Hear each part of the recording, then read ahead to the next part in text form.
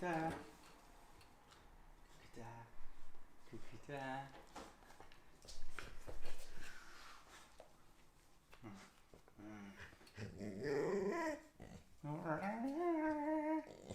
Ah! Qu'est-ce que c'est? Tu manges Ah bah oui, allez!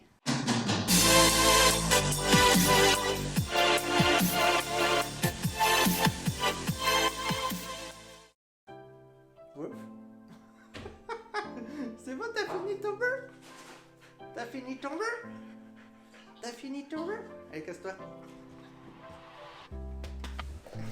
Oh là la famille, c'est Q! J'espère que vous allez bien. Aujourd'hui, on se retrouve pour une nouvelle vidéo. Je pense que... Bon, c'est assez explicite, hein, n'est-ce pas? Aujourd'hui, on va parler de quoi? On va parler de... Est-ce que je fais monter mon chien ou mon chiot, évidemment, sur le canapé?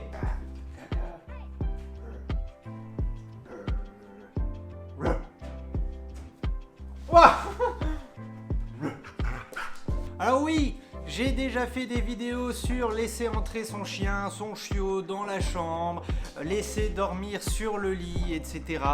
Bon, si jamais vous ne les avez pas vus, je vous les mets dans le i, je sais jamais où il est, à peu près par là, là. Je ne sais pas quel côté, arrête de me juger, toi. Pour voir mon avis sur la question. Et aujourd'hui, j'avais envie de parler du canapé, parce qu'en fait, Olive... Avant qu'elle arrive, bon forcément, comme toi derrière ton écran, je me posais 37 millions de questions.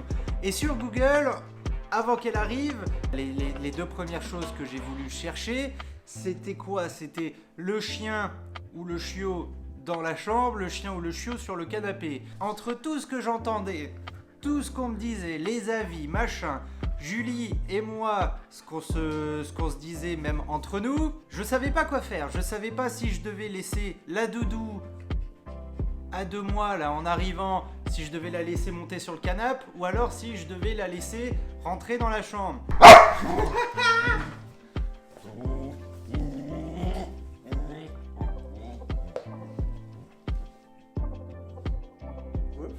Du coup, je me suis un petit peu calé sur les avis de l'éleveuse et de l'éducatrice d'Olive à peine au début, hein, parce que vous le savez, Olive à 2 mois, elle est arrivée, paf, la semaine suivante, direct en cours d'éducation collective pour les chiots, l'école des chiots. Et j'ai donc demandé à l'éleveuse, j'ai donc demandé à l'éducatrice leur avis sur ces deux questions-là. Résultat, en fait, Olive, pendant 1 an, elle n'a pas eu accès au canapé. En fait, on a attendu qu'elle grandisse, qu'elle devienne vachement bien dans sa tête et un peu moins con, hein, qu'elle finisse sa phase d'adolescence de merde là, hein, pour qu'elle arrête de faire de la merde dans l'appart. Elle avait pas loin de monter sur le canapé. Elle a dormi, comme vous le savez, dans l'entrée. Elle dormait dans l'entrée, fermée, avec les portes et tout, avec son panier. Et tous les soirs, pareil. Jamais d'accès au canapé, le chat comme ça au moins il avait un endroit en hauteur en plus, parce que ça c'est pareil, c'est un des conseils que je vous donne pour l'accueil d'un chien quand on a un chat, ou l'inversement on s'en fout, c'est de laisser de la place au chat en hauteur. Et du coup le canapé c'était interdit pour Olive jusqu'à ce qu'elle soit plus calme. L'adolescence ça casse les bonbons, hein. Elle était terrible, elle faisait de la merde, elle en avait rien à foutre. Et du coup on s'est dit, bah tu sais quoi, le canapé c'est mort, la chambre c'est mort. Je te spoil un peu les autres vidéos, hein, si tu les as pas trop vues, bon tant pis. Eh ben d'accord, c'était mort, mais néanmoins Olive a bien grandi. Quand elle a eu 1 an, c'est devenu un chien plutôt bien dans ses pattes, bien à sa place, bien dans sa tête, même si je pense qu'elle est toujours un petit peu con, hein, elle a toujours un pet au casque, mais c'est pour ça que je l'aime bien aussi.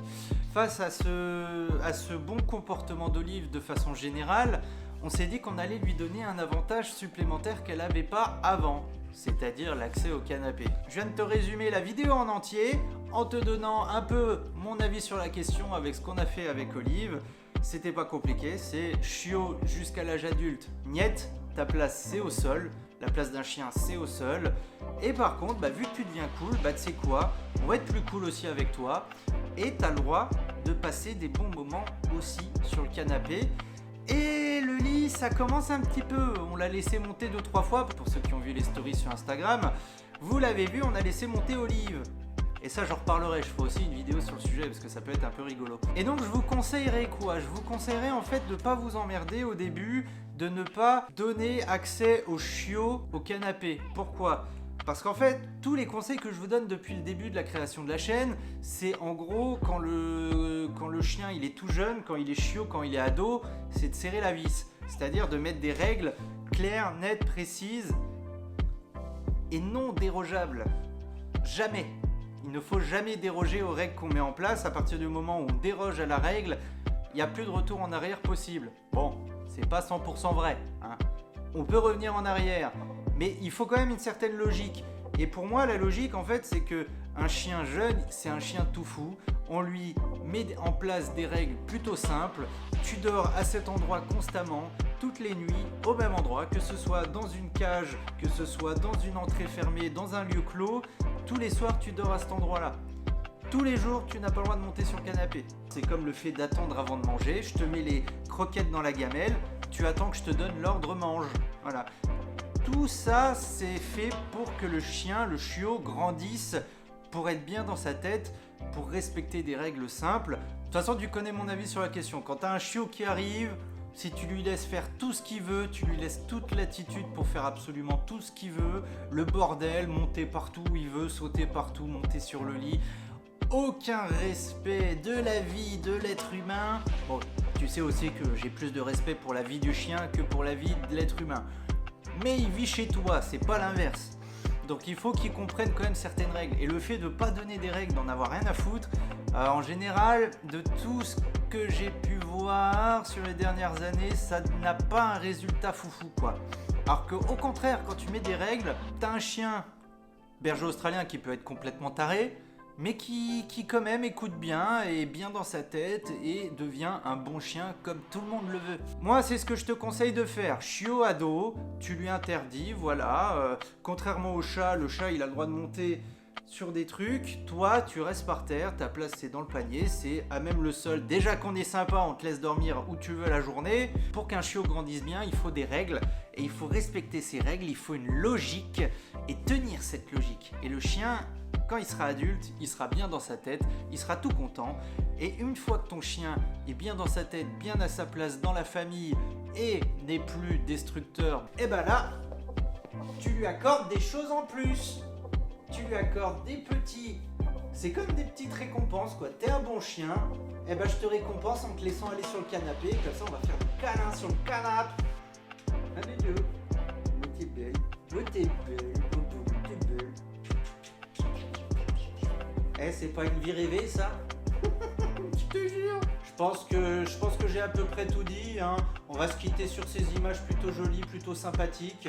Bon, dites-moi en commentaire ce que vous pensez de la question. Est-ce qu'un chiot, un chien, ça doit avoir un accès sur le canapé? Oui, non, pourquoi? Est-ce qu'on s'en fout? Parce que vous avez le droit aussi de vous en foutre. Et puis, bah, discutons-en. Moi, je vous dis à la prochaine, ce sera vendredi soir. J'ai envie de refaire une vidéo le vendredi soir, comme ça je tente ce que je voulais faire avant les vacances le mardi soir et le vendredi soir. Je vous fais la bise et je vous dis à la prochaine. Ciao!